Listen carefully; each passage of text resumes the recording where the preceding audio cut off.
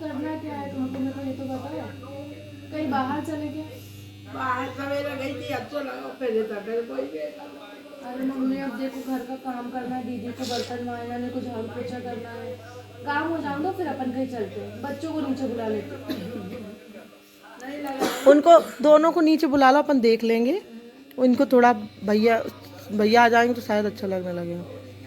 वाह बाई भी नहीं आई तो अपन क्या करें। तुम रोना तो बंद करो मम्मी। रो मती, रोने से क्या हो रहा।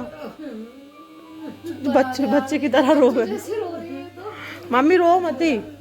देखो मैं तुम्हारा ब्लॉग शूट कर रही हूँ, सबको बोलूंगी हमारी मम्मी कैसे रोती है। देखो बच्चों जैसे रो बच्चे जैसे रो रही है हमारी मम्मी। चुप हो जाओ। तुम्हारे पोता पोती आ गए, देखो मम्मी सब क्या बोलेंगे। खुशबू के साथ तो बच्चों जैसे रोती है, ऐसे बोलेंगे सब।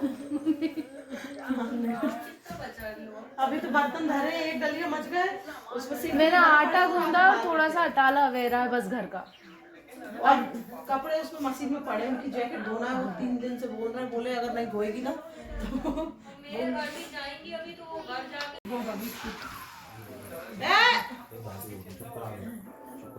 दादी को चुप करा दो तो बेटा, बोलो चुप हो जाओ दादी।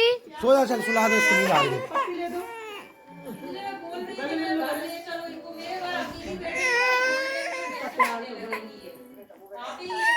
मम्मी बच्चे आ गए तुम्हारे लिए नीचे। मैं तुम्हें एक कॉपी ला दूंगी, उसमें तुम राम राम लिखती रहा करो। ये गुंजा दीदी ने गिफ्ट करी है बीमारी मम्मी को। मैं चाय की भी बोलती हूँ कि चाय बार बार ज्यादा मत पियो। चाय चाय चाय चाय भी है नहीं वो। चाय से बुखार जैसा हो गई। यार मोबाइल रखते हैं यार तुम। डिस्कशन हो रहा है, ये मम्मी को बुरा लग रहा है तो कहाँ लेकर जाए। ये अपने का तो परमेश्वर धाम है और उस मंदिर का नाम रामेश्वर धाम है। ऑटो से देखती हूँ, ऑटो बुक करती हूँ कोई सा, तो हमको तो वहाँ नहीं जाती है या तुम लोग कोई बैठ के बात कर। अंदर हो रहा है कैसे चलेंगे, आपको प्रॉब्लम तो पता है ना। फर्स्ट मेरा खुद ही तो टाइम है, मैं खुद भी तो टाइम को यूज तो आपका तो फर्स्ट नहीं है ना, हम दोनों का तो फर्स्ट। ऊपर से कपड़े बर्तन बाई, मुझे तो यार स्वेटर निकालना है, वहाँ जाना है एम्स में। बहुत सारे काम है एम्स जाना है ना। यार। पता है एक तो ना मम्मी को अपन कई चीज़ें करवा सके हैं, अगर वो मेडिटेशन सीख जाए या फिर वो खुद पर वो नहीं, वही चक्कर है उनके साथ यार।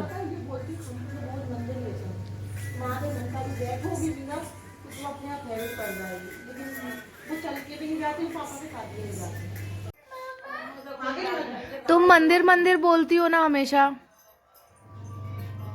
मम्मी मंदिर का ही बोलती हो ना हमेशा, तो इतनी अच्छी जगह तो ले जा रही थी दीदी। पितेश्वर धाम। पितेश्वर धाम को अच्छी जगह, अच्छा लगेगा।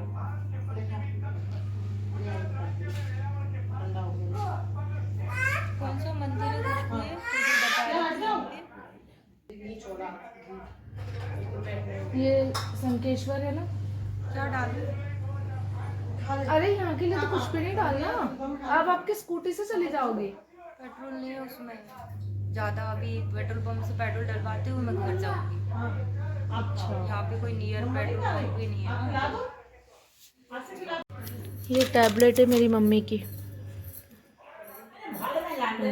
कोई फोटो में सॉन्ग लगा दिया था, एक मिल गया मेरे को जैसी, बस अच्छा कर दिया मैंने।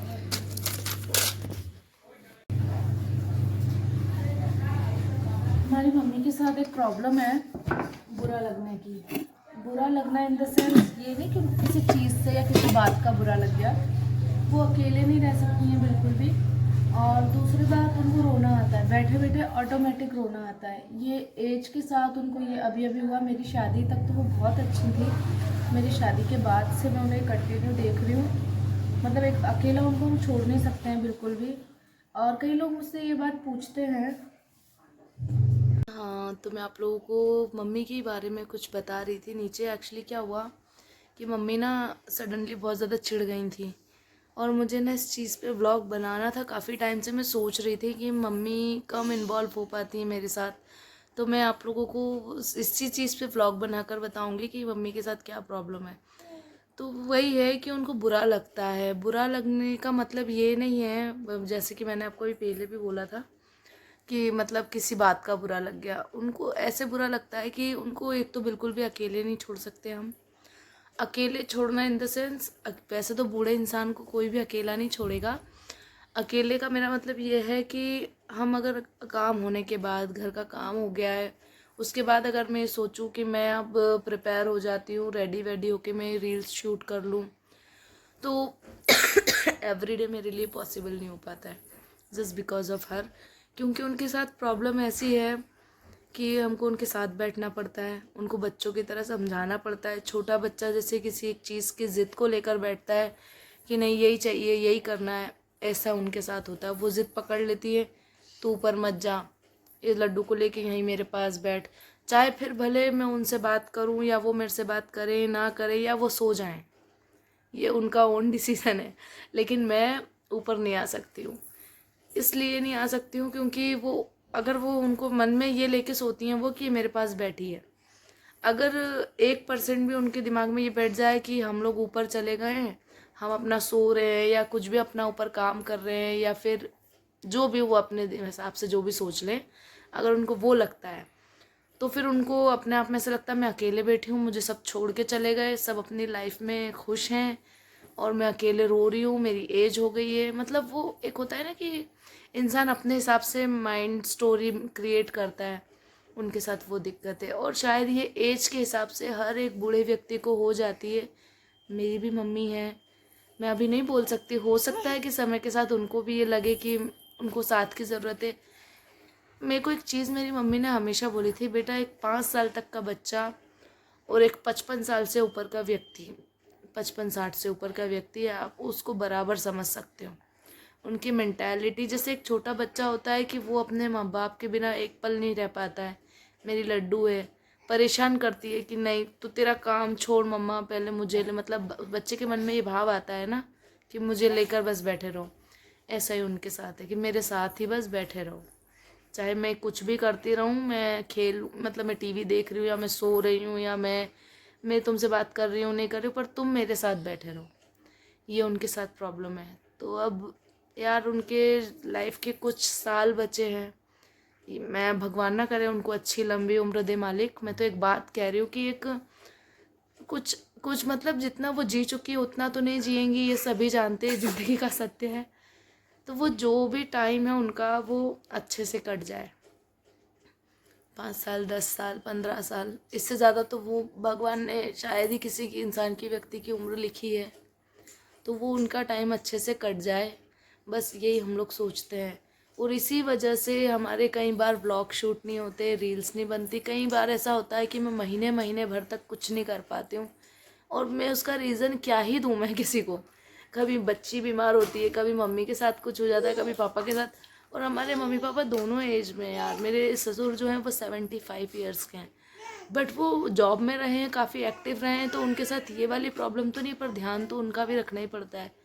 ऐसा तो नहीं कि वो खुद भी कुछ कर सकते हैं। दोनों बेटे उनके, मतलब मेरे भाई साहब वो साइड पे चले जाते हैं, शलिन जी जॉब पे चले जाते हैं, बचा कौन, दीदी और मैं। और अभी कुछ टाइम से तो ऐसा हो गया था जब दीदी नहीं थी, मतलब वो पता ही सबको हमारे बच्चे के साथ कुछ प्रॉब्लम चल रही है, तो वो नहीं थी उस पीरियड में। तो मैं टोटल इंस्टाग्राम से गायब ही थी। मुझे डीएम आते थे कई लोगों के, दीदी आप रील्स शूट नहीं कर रहे हो, आप क्यों नहीं बना रहे हो, कोई टेंशन है, क्या बात है। तो मैं नहीं बता पाती थी, मतलब ऐसा लगता था कि मैं क्या ही बताऊं। फिर मैंने सोचा नहीं यार, अगर मैं व्लॉगिंग कर रही हूँ तो मुझे बताना तो पड़ेगा, लोग वेट करते हैं मेरी वीडियोस का, मेरे व्लॉग्स का, तो मेरा फ़र्ज़ है कि मैं उन्हें बताऊं कि मैं इस रीज़न से कई बार इंस्टाग्राम पे एक्टिव नहीं रह पाती हूँ। अभी फेस्टिवल सीज़न था तो मैं कई बार मतलब अभी मैं कंटिन्यू थी बीच में, रील्स में भी, व्लॉग्स में भी, सब जगह। लेकिन अब वही है कि अब फेस्टिवल्स भी चले गए हैं, वही डेली रूटीन है, और अब दीदी फिर से जाने भी वाली हैं कुछ टाइम बाद बच्चे के लिए। उस पर हम लोग व्लॉग शूट करेंगे बहुत जल्दी। क्या दिक्कत है, क्यों हमारे यहाँ प्रॉब्लम्स चल रही हैं, सब कुछ फ़िलहाल तो मैं यही फेस कर रही हूँ, तो इसलिए मैं नहीं एक्टिव रह पाती हूँ, क्योंकि मेरी मम्मी का मुझे ध्यान रखना पड़ता है, मुझे भी और मेरी दीदी को भी। यही हमारा रीज़न है मेन, कि हम ज़्यादा एक्टिव नहीं रह पाते हैं। कई बार हम टोटल लॉस में, हमारा अकाउंट पूरा माइनस में हो जाता है। अभी भी मेरा इंस्टाग्राम अकाउंट माइनस में चल रहा है, लेकिन फिर भी मेरे को एक चीज़ ये बहुत अच्छी लगती है कि मेरे कुछ गिनती के भी अगर 50 लोग भी कुछ हैं ऐसे जिनको मेरा वेट रहता है, तो मैं उनके लिए करती हूँ। अगर मेरे सभी फॉलोअर्स में से 50 फॉलोअर्स भी ऐसे जो मेरा वेट करते हैं, मुझे कांस्टेंट डीएम करते हैं, दीदी मतलब मेरी अपडेट लेते हैं मुझे एक फैमिली मेम्बर की तरह, तो फिर मैं उनके लिए मैं ये सब कुछ करती हूँ, क्योंकि मेरे लिए वो बहुत वैल्यूबल हो जाते हैं। सो बस यही था आज के ब्लॉग में। मेरे ब्लॉग को ढेर सारा प्यार, सपोर्ट एंड सपोर्ट तो मुझे आपका दोनों जगह चाहिए, इंस्टा पे भी एंड यूट्यूब पर भी। होप मैं आप लोगों के लिए कुछ ना कुछ लेकर आती रहूँ। Bye bye.